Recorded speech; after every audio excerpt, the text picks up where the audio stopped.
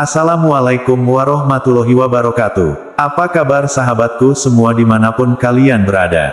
Semoga Allah senantiasa merahmati kita semua, amin. Sahabat, kita sebagai saudara satu akidah wajib kiranya untuk saling menasehati dalam kebaikan. Dalam kesempatan ini mari kita sejenak meluangkan waktu untuk menyimak kalam singkat dari guru kita. Anillah bil qalili wal kathir. Tumbuhnya sikap ridho dalam kalbu kita terhadap Allah subhanahu wa ta'ala. Raditu billahi robba. Kalbunya ridho, rela Allah sebagai Tuhan, Allah sebagai Rob, Allah sebagai pencipta. Sehingga ketika Allah perintahkan ibadah, kita ridho menyambutnya, ridho menjalankannya, rela menjalankannya. Ridho kepada Allah juga ridho terhadap perintah-perintah Allah. Ridho kepada Allah sebagai Rob kita, Sang Pencipta kita. Ridho kepada Allah. Kemudian ridho terhadap agama Allah, perintah-perintah Allah, larangan-larangan Allah. Kita belajar ridho. Maka Bapak Ibu sekalian, orang yang ridho itu sehat. Contoh Bapak Ibu sekalian, lagi sehat-sehat, tiba-tiba sakit.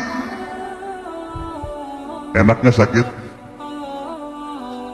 Kalau hati kita ridho, dikasih sakit, menerima.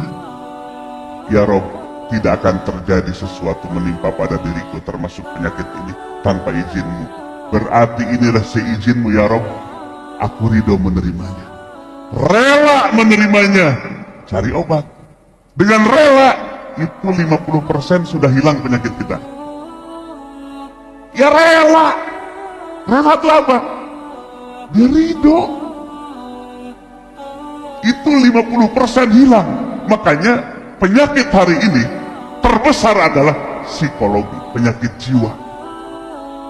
Bukan penyakit fisiknya sesungguhnya. Datang ke dokter sampai dicek lab, Pak, jantungnya bagus, darahnya bagus, tapi kenapa susah tidur? Tapi kenapa resah? Tapi kenapa gelisah? Tapi kenapa tidak tenang? Lagi makan takut nggak makan. Ternyata kolbunya. Kalau tidak ada sifat ridho dalam kolbu kita menghadapi kehidupan ini, luar biasa. Ingat, kehidupan dunia ini disebutkan oleh para ulama darul ibtila wal fitan. Dunia ini tempatnya ujian dan fitnah, bukan tempat bersenang-senang. Diuji oleh Allah, baik dalam untung maupun dalam rugi. Kalau kita merasa diuji, lagi untung atau lagi rugi? Biasa datang ke ustadz, kiai, kalau lagi untung, lagi rugi. Pak Kiai sampai nangis-nangis, saya lagi diuji. Kenapa? Perusahaan hancur, pailit. Kemarin lagi untung, datang nggak ke Kiai? Makanya ada yang pingin aja datang ke pesantren. Pak Kiai, saya lagi diuji. Kenapa? Jabatan saya naik terus. Ada yang gitu nggak? Ada yang gitu nggak? Nggak ada kayaknya. Padahal dua-duanya ujian. Wa nabluukum bisyarri wal khairi fitnah wa ilaina turja. Kami uji hai kalian di dunia ini bisyarri dengan keburukan, wal khairi termasuk kebaikan, fitnatan sebagai ujian. Ingat, untung sehat itu ujian dari Allah. Sehatnya dipakai ibadah apa enggak?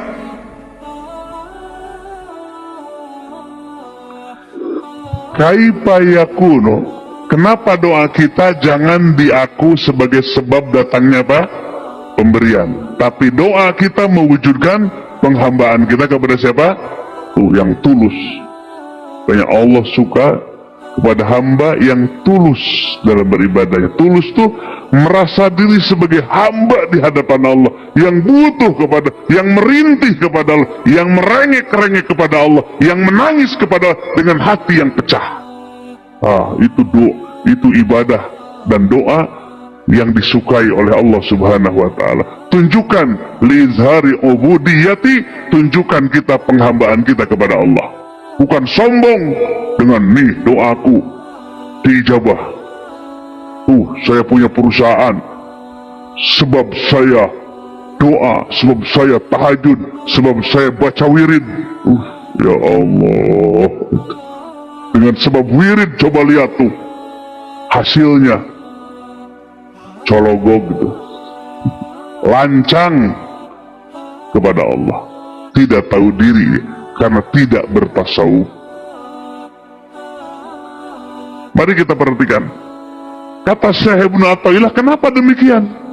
Kenapa doa kita jangan diaku sebagai sebab datangnya pemberian Allah, tapi doa ini adalah mewujudkan penghambaan kita kepada Allah. Alasannya, kaifa yakunu, bagaimana ada, tolabuka, permohonanmu, allahiqo, yang belakangan. Memohon kita itu belakangan. Sababan, jadi sebab, fi ataihi as-sabiq, dalam pemberian Allah yang terdahulu. Bapak Ibu sekalian, sebelum kita berdoa kepada Allah, banyak nggak Allah memberi kepada kita? Ada nggak yang lahir ke dunia ngisi formulir dulu supaya jadi manusia gitu? Berarti pemberian siapa itu? Ada penyebab doa kita nggak? Kitanya aja belum ada, apalagi doa kita. Bagaimana mungkin permohonanmu yang belakangan menjadi sebab terhadap pemberian yang sudah duluan? Kalau sebab itu belakangan atau duluan? Duluan. Sebab itu harus duluan. Ini mah permohonan kita itu belakangan, kalau pemberiannya sudah duluan. Masa yang belakangan jadi sebab yang duluan? Ini logikanya begitu.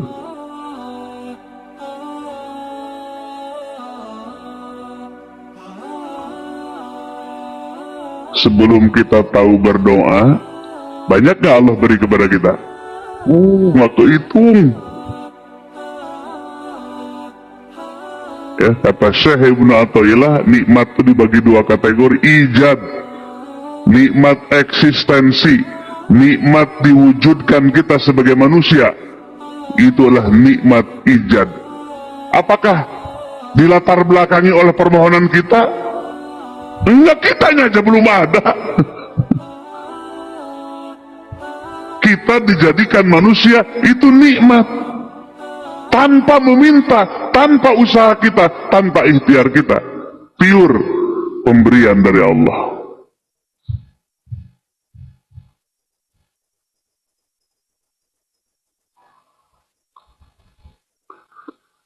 Kaifa yakunu talabuka allahiq sababan fi ataihi as-sabiq. Ya mungkin yang datang belakangan jadi sebab terhadap sesuatu yang duluan ada. Sebab itu harus duluan. Maka doa kita jangan diyakini menjadi penyebab datangnya pemberian dari Allah, tapi doa kita liizharil ubudiyat, untuk menzohirkan, mewujudkan penghambaan kita kepada siapa? Kepada Allah Subhanahu wa ta'ala. Demikian tadi mutiara kalam nasihat dari guru kita. Semoga bermanfaat bagi kita semua dan terima kasih sudah menonton. Wassalamualaikum warahmatullahi wabarakatuh.